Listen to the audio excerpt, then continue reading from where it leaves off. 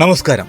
ഇന്ത്യയിലെ കർണാടക സംസ്ഥാനത്തെ മാണ്ഡ്യ ജില്ലയിലെ ശ്രീരംഗപട്ടണയിലുള്ള രംഗനാഥ സ്വാമി ക്ഷേത്രം ഹിന്ദുദേവനായ രംഗനാഥന് സമർപ്പിച്ചിരിക്കുന്നു. വിഷ്ണുവിൻ്റെ ഒരു അവതാരം.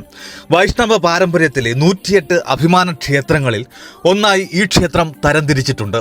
രംഗനാഥ ഭക്തർക്കായി കാവേരി നദിക്കരയിലുള്ള സ്മാർത്തരുടെയും ശ്രീ വൈഷ്ണവരുടെയും 5 പ്രധാന തീർത്ഥാടന കേന്ദ്രങ്ങളിൽ ഒന്നാണിത്. ദക്ഷിണേന്ത്യയിലെ ഈ 5 സ്ഥലങ്ങളും പഞ്ചാരംഗ ക്ഷേത്രങ്ങൾ എന്നറിയപ്പെടുന്നു. മുകളിലേക്ക് നിന്ന് ആരംഭിക്കുന്ന ആദ്യത്തെ ക്ഷേത്രമായതിനാൽ ദേവതയെ ആദിരംഗ എന്നാണ് അറിയപ്പെടുന്നത്. ആർക്കിയോളജിക്കൽ സർവേ ഓഫ് ഇന്ത്യ പ്രകാരം ഈ ക്ഷേത്രം ഗണ്യമായ പുരാതനതയുള്ള ഒന്നാണ്. ക്ഷേത്രത്തിലെ ഒരു ലിഖിതം വെളിപ്പെടുത്തുന്നത് ഇത് 984 സിയിൽ പടിഞ്ഞാറൻ ഗംഗ രാജവംശത്തിൻ്റെ സാമന്തനായ തിരുമലയ എന്ന തദ്ദേശീയ തലവനാണ് നിർമ്മിച്ചതെന്ന്. ശ്രീരംഗപട്ടണത്തിലെ ദേവതയുടെ അസ്തിത്വത്തെക്കുറിച്ച് മുമ്പ് പരാമർശങ്ങൾ നടത്തിയിട്ടുണ്ട്. ഇത് സൂചിപ്പിക്കുന്നത് രംഗനാഥ സ്വാമിയുടെ നിലവിലുള്ള ഒരു ക്ഷേത്രത്തിന് മുകളിലാണ് ഒരു ക്ഷേത്രം നിർമ്മിച്ചിരിക്കാൻ സാധ്യതയെന്നാണ്. 12ാം നൂറ്റാണ്ടിൻ്റെ തുടക്കത്തിൽ ഹൊയ്സാല രാജാവായ വിഷ്ണുവർദ്ധനൻ ശ്രീരംഗപട്ടണ ഗ്രാമം വൈഷ്ണവ സന്യാസിയായ രാമാനുജ ആചാര്യർക്ക് ഒരു അഗ്രഹാരമായി നൽകി. മഹാനായ ഹൊയ്സാല രാജാവായ വീരബല്ലാല രണ്ടാമൻ്റെ ഒരു ലിഖിതം അക്കാലത്ത് ക്ഷേത്രത്തിൽ കൂട്ടിച്ചേർക്കലുകളും പുനരുദ്ധാരണങ്ങളും നടത്തിയിരുന്നുവെന്ന് സ്ഥിരീകരിക്കുന്നു. പ്രവേശന കവാടത്തിന് മുകളിലുള്ള ഗോപുരം വിജയനഗര വാസ്തുവിദ്യയുമായി പൊരുത്തപ്പെടുന്ന സവിശേഷതകൾ വഹിക്കുന്നു. ചരിത്രകാരനായ ജോർജ് മിഷേലിൻ്റെ അഭിപ്രായത്തിൽ മൈസൂർ രാജ്യത്തെ വോഡയാർ രാജാക്കന്മാരും സംഭാവനകൾ നൽകിയിട്ടുണ്ട്. ടിപ്പു കൊട്ടാരത്തിൽ നിന്നും വെറും 400 മീറ്റർ അകലെയാണ് ഈ ക്ഷേത്രം. ദേശീയ പ്രാധാന്യമുള്ള ഒരു സ്മാരകമായി ആർക്കിയോളജിക്കൽ സർവേ ഓഫ് ഇന്ത്യ ഈ ക്ഷേത്രത്തെ സംരക്ഷിക്കുന്നു. ചരിത്രകാരനായ KV സൗന്ദരരാജൻ്റെ അഭിപ്രായത്തിൽ 9ാം 10ാം നൂറ്റാണ്ടുകളിൽ നിർമ്മിച്ച ദക്ഷിണേന്ത്യയിലെ രംഗനാഥ ക്ഷേത്രങ്ങളിൽ കോവിലടിയിലെ അപ്പക്കുളത്താൻ പെരുമാൾ ക്ഷേത്രം, തിരുക്കോഷ്ടിയൂരിലെ സൗമ്യനാരായണ പെരുമാൾ ക്ഷേത്രം, തിരുവേഗുള്ളിലെ വീരരാഘവ പെരുമാൾ ക്ഷേത്രം, മന്നാർഗുഡിയിലെ രാജഗോപാലസ്വാമി ക്ഷേത്രം എന്നിവയ്ക്കൊപ്പം ഈ ക്ഷേത്രത്തിൽ കാണുന്നത് പോലെ ഉപദേവതകളുടെ വ്യവസ്ഥാപിത ക്രമീകരണമുണ്ട്. ക്ഷേത്രത്തിൻ്റെ പ്രവേശന കവാടത്തിന് മുകളിൽ ഒരു മനോഹരമായ ഗോപുരവും ചുറ്റളവിൽ 2 വലിയ കേന്ദ്രീകൃത ചതുരാകൃതിയിലുള്ള ചുറ്റുമതിലുകളുമുണ്ട്. അകത്തെ ശ്രീകോവിലേക്കുള്ള പ്രവേശന കവാടം ഒന്നിലധികം തൂണുകളുള്ള ഹാളുകളിലൂടെയാണ്. ഒരു വെസ്റ്റിബ്യൂൾ, ഹാൾ, ഒരു മുൻ ഹാൾ എന്നിവയാണ് ക്ഷേത്രത്തിലെ മറ്റു പ്രധാന ഘടനകൾ. മുഖമണ്ഡപത്തിൻ്റെ മേൽക്കൂര കുടു, സാല, ശിഖരങ്ങൾ എന്ന് വിളിക്കപ്പെടുന്ന മിനിയേച്ചർ അലങ്കാര ഗോപുരങ്ങളുടെ മാല കൊണ്ട് അലങ്കരിച്ചിരിക്കുന്നു. അതിൻ്റെ ഇടങ്ങളിൽ വിഷ്ണുദേവൻ്റെ സ്റ്റക്കോ ചിത്രങ്ങൾ അടങ്ങിയിരിക്കുന്നു.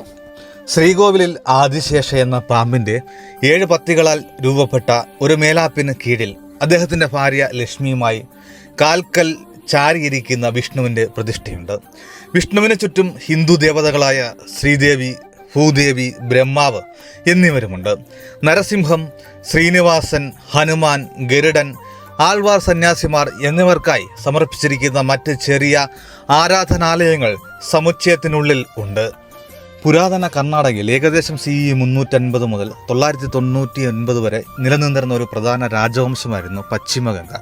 പിൽക്കാല നൂറ്റാണ്ടുകളിൽ കലിംഗ ഭരിച്ചിരുന്ന കിഴക്കൻ ഗംഗമാരിൽ നിന്ന് വേർതിരിച്ചറിയാൻ അവരെ പടിഞ്ഞാറൻ ഗംഗമാർ എന്ന് വിളിക്കുന്നു. ദക്ഷിണേന്ത്യയിലെ പല്ലവ സാമ്രാജ്യത്തിൻ്റെ ദുർബലത കാരണം ഒന്നിലധികം തദ്ദേശീയ വംശങ്ങൾ സ്വാതന്ത്ര്യം പ്രാപിച്ച ഒരു കാലഘട്ടത്തിലാണ് പടിഞ്ഞാറൻ ഗംഗക്കാർ തങ്ങളുടെ ഭരണം ആരംഭിച്ചതെന്ന് പൊതുവായ വിശ്വാസം. സമുദ്രഗുപ്തൻ്റെ തെക്കൻ വിജയങ്ങളുമായി ചിലപ്പോൾ ബന്ധപ്പെട്ടിരിക്കുന്ന ഒരു ഭൗമ രാഷ്ട്രീയ സംഭവം പടിഞ്ഞാറൻ ഗംഗയുടെ പരമാധികാരം ഏകദേശം CE 350 മുതൽ 550 വരെ നീണ്ടുനിന്നു. തുടക്കത്തിൽ കോലാറിൽ നിന്ന് ഭരിച്ചു. പിന്നീട് അവരുടെ തലസ്ഥാനം ആധുനിക മൈസൂർ ജില്ലയിലെ കാവേരി നദിയുടെ തീരത്തുള്ള തലക്കാടിലേക്ക് മാറ്റി. ബദാമിയുടെ സാമ്രാജ്യത്വ ചാലുക്യരുടെ ഉദയത്തിന് ശേഷം ഗംഗന്മാർ ചാലുക്യരുടെ ആധിപത്യം സ്വീകരിക്കുകയും കാഞ്ചിയിലെ പല്ലവർക്കെതിരെ അവരുടെ പ്രഭുക്കന്മാർക്ക് വേണ്ടി പോരാടുകയും ചെയ്തു. ഡെക്കാനിലെ പ്രബല ശക്തിയായി CE 753 മാന്യഖേദയിലെ രാഷ്ട്രകൂടർ ചാലുക്യരെ മാറ്റിസ്ഥാപിച്ചു. സ്വയംഭരണത്തിനായുള്ള ഒരു നൂറ്റാണ്ടിൻ്റെ പോരാട്ടത്തിന് ശേഷം പടിഞ്ഞാറൻ ഗംഗർ ഒടുവിൽ രാഷ്ട്രകൂടരുടെ ആധിപത്യം സ്വീകരിച്ചും അവരുടെ ശത്രുക്കളായ തഞ്ചാവൂരിലെ ചോള രാജവംശത്തിനെതിരെ വിജയകരമായി പോരാടി. 10ാം നൂറ്റാണ്ടിൻ്റെ അവസാനത്തിൽ തുംഗഭദ്ര നദിയുടെ വടക്ക് ഉയർന്നുവരുന്ന പടിഞ്ഞാറൻ ചാലുക്യ സാമ്രാജ്യം രാഷ്ട്രകൂടരെ മാറ്റിസ്ഥാപിച്ചു. കാവേരി നദിയുടെ തെക്ക് ചോള രാജവംശം പുതിയ ശക്തി പ്രാപിച്ചു. 1000-ഓടെ ചോളർ പടിഞ്ഞാറൻ ഗംഗമാരെ പരാജയപ്പെടുത്തിയത് പ്രദേശത്തെ ഗംഗയുടെ സ്വാധീനം അവസാനിപ്പിച്ചു. പ്രാദേശികമായ ഒരു ചെറിയ രാജ്യമാണെങ്കിലും ആധുനിക ദക്ഷിണ കർണാടക മേഖലയിലെ സംസ്കാരത്തിനും സാഹിത്യത്തിനും പടിഞ്ഞാറൻ ഗംഗാ സാമ്രാജ്യം നൽകിയ സംഭാവന പ്രധാനമായും കണക്കാക്കപ്പെടുന്നു. പടിഞ്ഞാറൻ ഗംഗ രാജാക്കന്മാർ എല്ലാ വിശ്വാസങ്ങളോടും ദയാലുവായ സഹിഷ്ണുത പുലർത്തിയിരുന്നു. എന്നാൽ ജൈനമതത്തോടുള്ള അവരുടെ സംരക്ഷണത്തിന് അവർ ഏറ്റവും പ്രശസ്തരായിരുന്നു. അതിൻ്റെ ഫലമായി ശ്രാവണ ബലഗോള, കമ്പടഹള്ളി തുടങ്ങിയ സ്ഥലങ്ങളിൽ സ്മാരകങ്ങൾ നിർമ്മിക്കപ്പെട്ടു. ഈ രാജവംശത്തിലെ രാജാക്കന്മാർ ലളിതകലകളെ പ്രോത്സാഹിപ്പിക്കുന്നതിൽ കന്നഡയിലും സംസ്കൃതത്തിലും സാഹിത്യം അഭിവൃദ്ധപ്പെട്ടു. 978-ൽ ചവുണ്ടരായ എഴുതിയ ചവുണ്ടരായ പുരാണം കന്നഡ ഗദ്യത്തിലെ ഒരു പ്രധാന കൃതിയാണ്. മതം മുതൽ ആനകളെ പരിപാലിക്കുന്നത് വരെയുള്ള വിവിധ വിഷയങ്ങളിൽ നിരവധി ക്ലാസിക്കുകൾ രചിക്കപ്പെട്ടിട്ടുണ്ട്. പടിഞ്ഞാറൻ ഗംഗന്മാർ അക്കാലത്തെ എല്ലാ പ്രധാന മതങ്ങളെയും ജൈനമതം, ഹിന്ദു വിഭാഗങ്ങളായ ശൈവം, വേദ ബ്രാഹ്മണ മതം, വൈഷ്ണവം എന്നിവയും സംരക്ഷിച്ചു. എന്നിരുന്നാലും എല്ലാ ഗംഗാ രാജാക്കന്മാരും എല്ലാ വിശ്വാസങ്ങൾക്കും തുല്യ മുൻഗണന നൽകിയിരിക്കില്ലെന്ന് പണ്ഡിതന്മാർ വാദിക്കുന്നു.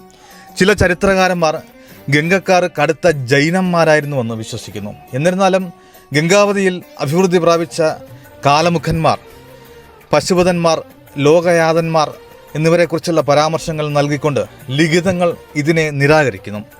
ഇത് ശൈവമതവും ജനപ്രിയമായിരുന്നുവെന്ന് സൂചിപ്പിക്കുന്നു.